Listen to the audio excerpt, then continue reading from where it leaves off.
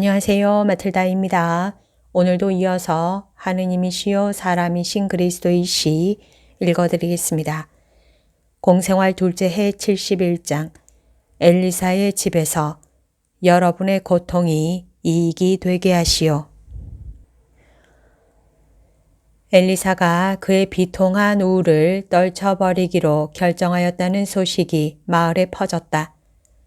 어떻게나 소문이 퍼졌던지 예수께서 사도들과 제자들의 앞장을 서서 그 집으로 향하여 가실 때 많은 사람이 주의 깊게 예수를 살펴보고 또 예수에 대하여 예수께서 오신 것, 예수와 같이 있는 사람들에 대하여 그리고 어린아이는 누구이고 여인들은 누구이며 예수께서 무슨 약을 엘리사에게 주셨기에 나타나시자마자 엘리사를 그렇게도 빨리 캄캄한 밤과 같은 정신 착란에서 벗어나게 할 수 있었는지, 무엇을 하실 것이며 무슨 말씀을 하시려는지 목자 이 사람 저 사람에게 물어볼 정도이다. 그리고 질문을 더 하기를 바라는 사람은 질문을 또 한다. 마지막으로 이런 질문을 한다. 우리도 갈 수 없습니까? 하고 거기에 대하여 목자들은 대답한다. 그건 모르겠습니다. 선생님께 여쭤봐야 합니다. 가서 여쭤보세요. 그렇지만 선생님이 우리를 냉대하시면 어떡해요? 선생님은 절대로 냉대를 하지 않으십니다. 죄인들까지도. 가세요. 가요. 선생님은 그걸 기뻐하실 겁니다. 대부분 엘리사처럼 꽤 나이 많은 남녀 한때가 서로 의논을 하더니 앞으로 나와 베드로와 바르톨로메오와 말씀을 나누고 계신 예수께 다가가서 별로 자신 없는 목소리로 선생님 하고 부른다. 무슨 일입니까? 하고 바르톨로메오가 묻는다. 선생님께 말씀을 드리고 뭘 좀 여쭤보려고요. 병화가 여러분에게 있기를 나에게 무슨 질문을 하려고 하십니까? 사람들은 예수께서 미소 지으시는 것을 보고 용감해져서 말한다. 저희들은 모두 엘리사와 엘리사 집안의 친구들입니다. 저희들은 엘리사의 병이 나았다는 말을 들었는데 엘리사를 보았으면 합니다. 그리고 선생님의 말씀도 듣고요. 저희가 가도 됩니까? 내 말을 들으려고는 물론 와도 됩니다. 엘리사를 보러 가는 것은 안 됩니다. 여러분의 우정을 억제하고 여러분의 호기심도 억제하세요. 거기에는 호기심도 있으니까요. 방해해서는 안 되는 큰 고통을 존중하시오. 그렇지만 엘리사가 낫지 않았습니까? 빛으로 돌아오는 중입니다. 그러나 밤이 끝날 적에 단번에 대낮이 됩니까? 또 꺼진 불을 다시 피울 때 불꽃이 이내 힘있게 됩니까? 엘리사의 경우도 마찬가지입니다. 작은 불꽃이 일어나는데 혹 때 아닌 바람이 불면 불꽃이 꺼지지 않습니까? 그러므로 신중하게 행동하시오. 그 여인은 상처투성이입니다. 우정까지도 그 여자를 짜증나게 할 수 있을 것입니다. 그 여자에게 휴식과 고요와 은둔이 필요하니까요. 어제까지와 같은 비통한 은둔이 아니라 자기 자신을 다시 찾기 위한 인종하는 은둔이긴 하지만 말입니다. 그러면 저희들은 엘리사를 언제 보게 됩니까? 여러분이 생각하는 것보다 더 빨리요. 이제는 엘리사가 구원의 길을 따라가고 있는 중이니까요. 그러나 여러분은 저 어둠에서 벗어난다는 것이 어떤 것인지 모를 것입니다. 그 어두움은 죽음보다도 더 고약합니다. 그리고 거기서 벗어나는 사람은 결국 거기 있었다는 것과 세상 사람들이 그것을 안다는 것을 부끄럽게 생각합니다. 선생님은 의사이십니까? 나는 선생입니다. 그들은 집 앞에 도착하였다. 예수께서는 목자들에게로 몸을 돌리시고 말씀하신다. 마당으로 가시오. 그리고 당신들과 같이 가고 싶은 사람들은 가도 됩니다. 그러나 아무도 소리를 내지 말아야 하고 또 마당보다 더 멀리 가도 안 됩니다. 너희들도 잘 보살펴라. 하고 사도들에게 말씀하신다. 모든 것이 다 잘 진행되게. 그리고 아주머니들은 살로메와 알페오의 마리아에게 말씀하시는 것이다. 아이가 소란을 피우지 않게 조심하세요. 안녕. 예수께서 문을 두드리시는데 다른 사람들은 오솔길로 해서 정해진 장소로 간다. 하녀가 대문을 연다. 예수께서는 하녀가 자꾸 꾸벅꾸벅 절을 하는 가운데 들어가신다. 마님은 어디 계신가? 선생님의 어머님과 같이 계십니다. 그리고 생각해 보십시오. 마님이 정원에 내려가셨습니다. 기막힌 일입니다. 기막힌 일이에요. 그리고 어제 저녁에는 식당에 오셨습니다. 울고 계셨지만 오시긴 오셨습니다. 저는 보통 드시는 양젓 한 모금 대신 식사도 드셨으면 하고 바랐지만 그렇게 하도록 하지는 못했습니다. 식사는 하시게 될 걸세. 고집 부리지 말게. 주인 마님에 대한 당신의 사랑에도 참을성을 가지게. 예, 구세주님, 무엇이든지 말씀하시는 대로 하겠습니다. 과연 예수께서 말할 수 없이 이상한 일을 하라고 여인에게 시키시면 군말 없이 하였을 것이라고 생각한다.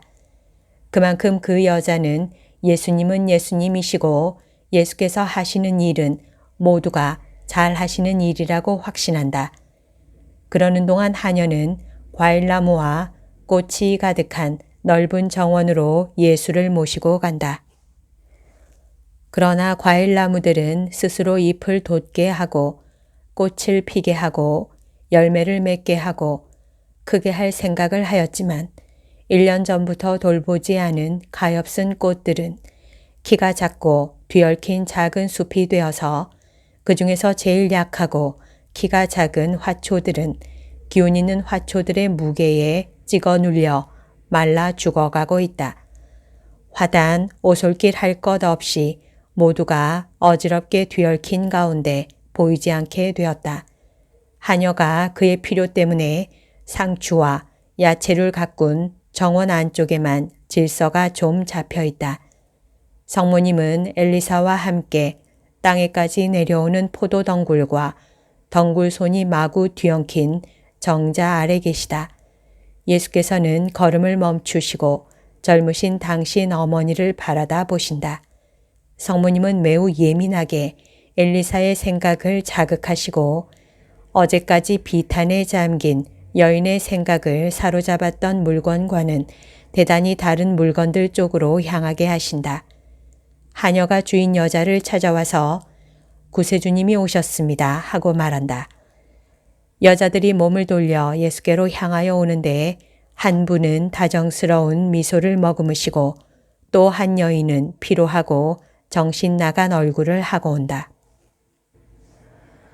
평화가 두 분께 있기를. 아름다운 정원이군요. 아름다웠었지요 하고 엘리사가 말한다. 그리고 땅이 기름집니다. 얼마나 아름다운 열매들이 익어가는지 보세요. 또 저 장미나무에는 꽃이 얼마나 많고요. 그리고 저것은 백합꽃이지요. 예, 제 아이들이 잘 놀던 모 둘레예요. 그러나 그때는 정돈되어 있었지만 지금은 여기가 모두 폐허가 되었습니다. 이제는 제 아이들이 놀던 정원 같아 보이지를 않습니다. 며칠 안 가서 정원이 다시 이전처럼 될 겁니다. 내가 언니를 도와드리겠어요. 그렇지 예수야. 나를 엘리사하고 며칠 같이 있게 여기 두어두겠지. 우린 할 일이 아주 많다. 어머니가 원하시는 것은 무엇이든지 저도 원합니다. 엘리사는 예수를 쳐다보고 고맙습니다 하고 중얼거린다. 예수께서는 흰 머리를 어루만져 주시고 나서 하직을 하고 목자들에게로 가신다. 여인들은 정원에 남아있다.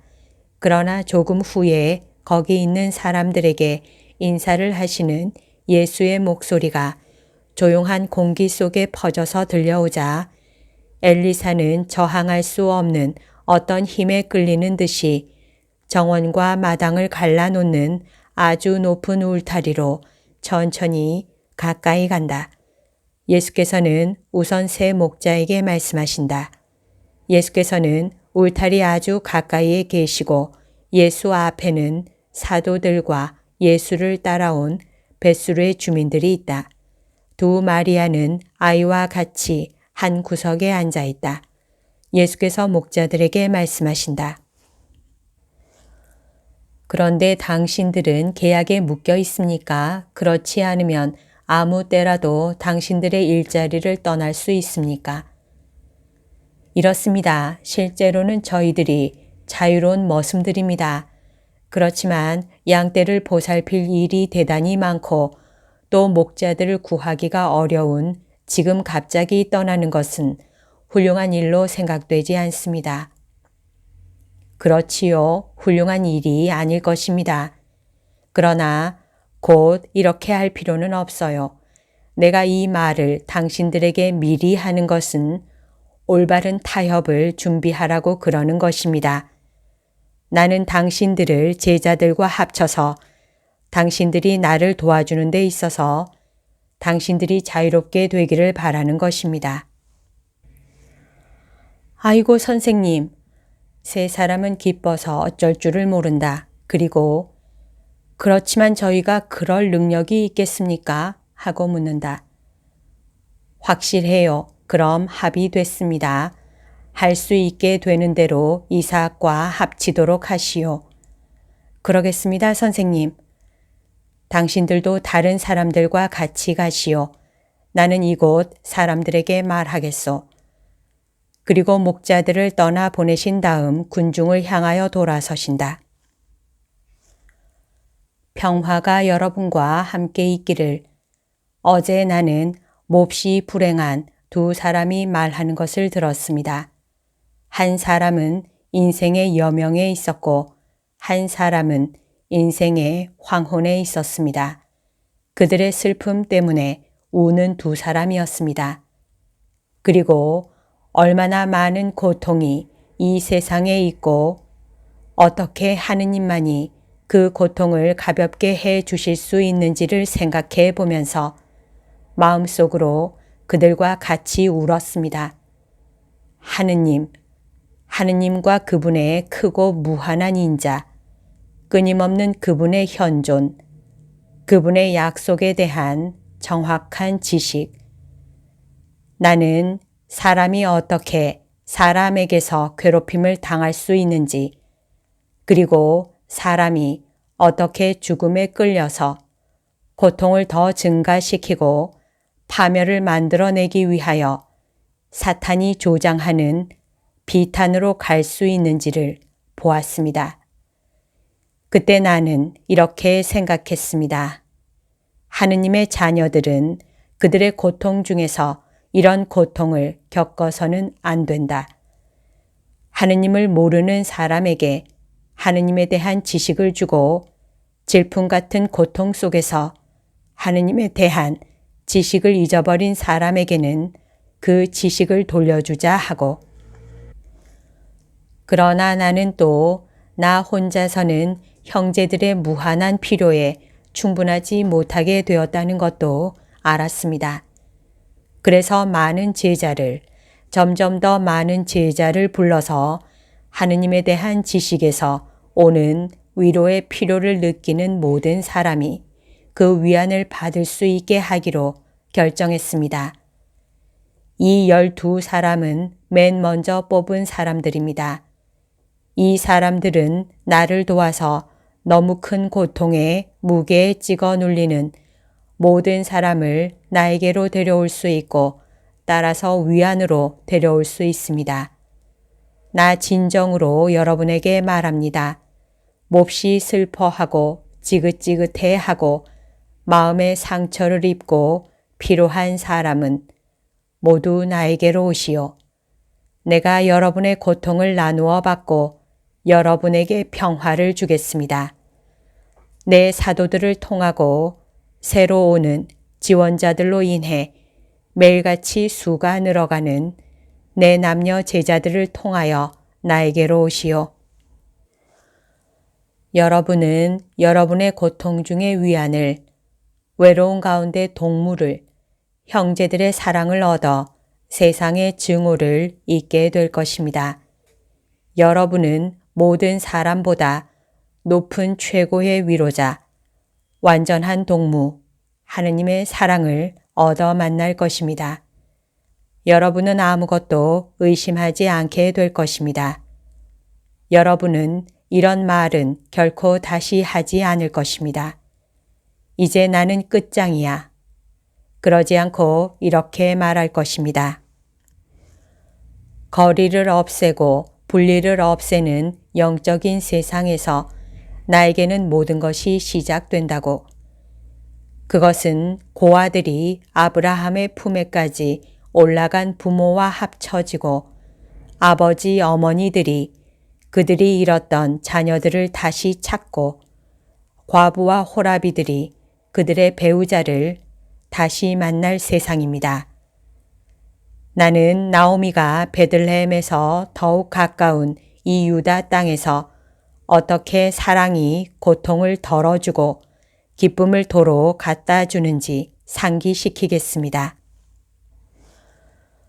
울고 있는 사람들은 나오미의 집에 남자가 없게 된 다음 그의 슬픔을 보시오.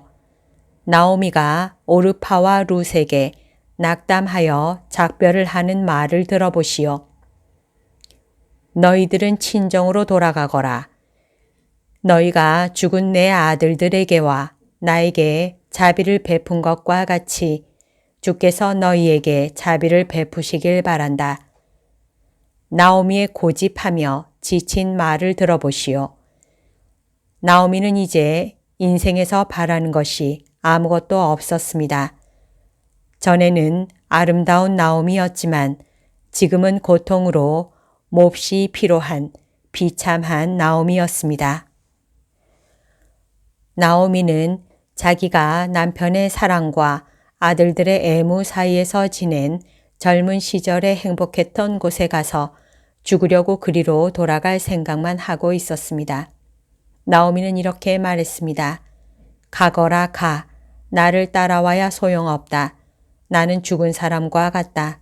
내 목숨은 이제 여기 있지 않고 저기 그들이 있는 저 세상의 생활 속에 가 있다. 죽어가는 물건 곁에서 더 이상 너희 젊음을 희생하지 말아라. 나는 정말 이제는 물건에 지나지 않으니까 말이다. 나에게는 모든 것이 관심 없다. 하느님께서 나에게서 모든 것을 빼앗아 가셨다. 나는 극도의 불안일 뿐이다. 그리고 너희에게도 극도의 불안이 될 거다. 그렇게 되면 내 마음이 무거울 것이다. 그리고 나에게 벌써 많은 벌을 내리신 분인 주님이 나에게 그 보상을 요구하실 것이다. 살아있는 너희를 죽은 몸인 내 곁에 붙들어 둔다는 것은 이기주의일 것이기 때문이다. 친정으로 돌아가거라. 그러나 룻은 이 고통스러운 노인을 돕기 위해서 남았습니다. 룻은 자기들이 당해야 하는 고통보다 더 큰 고통이 있다는 것과 젊은 과부로서의 자기의 고통이 남편 외에 두 아들까지 잃은 시어머니의 고통보다는 덜 절실한 것임을 깨달았습니다. 다시는 애무도 받지 못하고 좋은 충고도 듣지 못하면서 빌어먹으며 살아갈 수밖에 없게 된 고아의 고통이 자녀들을 잃은 어머니의 고통보다 훨씬 더 큰 것과 같습니다. 마치 여러 가지 동기로 인류를 미워하게 되고 어떤 사람을 보거나 그에 대해서 자기를 방어해야 하고 무서워해야 할 사람으로 생각하는 사람의 고통은 다른 고통들보다 더 큰 것과 같습니다. 그것은 그 고통이 살과 피와 심리 상태에만 영향을 미치지 않고 초자연적인 의무와 권리를 가진 영에게도 영향을 미쳐 영원한 파멸로 이끌어 가기 때문입니다. 세상에는 자녀 없는 어머니가 얼마나 많고 어머니 없는 어린이들이 얼마나 많습니까? 늙고 외로울 때 그들을 돌보아 줄 자녀가 없는 과부가 얼마나 많습니까? 모두가 불행한 사람들이기 때문에 사랑이 없는 사람들로서 점점 더 괴로워하는 불행한 인류에게 사랑을 주고 또 줌으로써 사랑하고자 하는 그들의 욕망은 채우고 증오는 억제할 수 있는 사람이 얼마나 많습니까? 고통은 십자가입니다. 그러나 날개이기도 합니다. 큰 슬픔은 우리의 옷을 벗기지만 그것은 우리에게 옷을 다시 입히기 위해서입니다. 우는 사람들은 일어서시오. 눈을 뜨고 악몽과 어두움과 이기주의에서 나오시오.